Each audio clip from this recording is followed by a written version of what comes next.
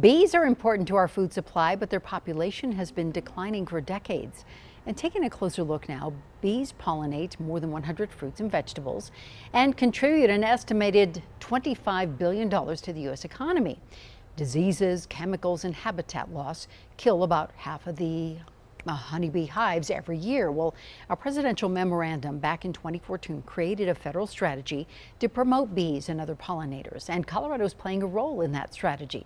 Denver 7's Megan Lopez explains.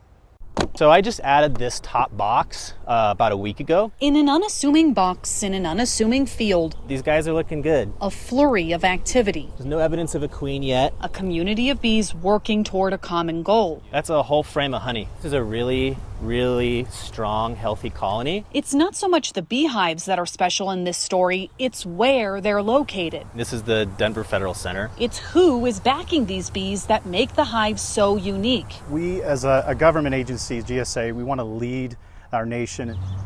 All this government land, all this opportunity. Denver, one of 11 federal facilities across the country chosen for a pollinator initiative. The goal is simple: save the bees. Last winter, about half the hives in Colorado died because it was kind of a hard winter with some strange weather patterns. Anybody who eats food or breathes air needs bees. Noah Wilson Rich is the founder of Best Bees, a company the government contracted to set up hives at many of these facilities. If it all goes well, the program hopes to expand. There's so many properties out there that we see as gray, where nothing's happening, underutilized spaces. And we want to be part of this movement called the Gray to Green movement, where we're actively using those spaces for things like pollinator habitat.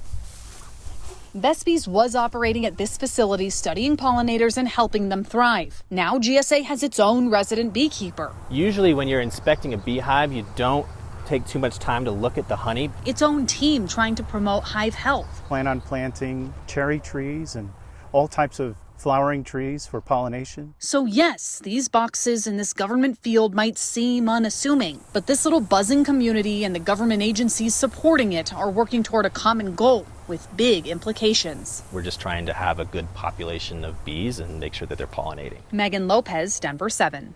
And going deeper now, work is being done at the state level to protect the bee population. Governor Polis signed a bill into law back in May limiting the sale of certain pesticides that harm the bee population.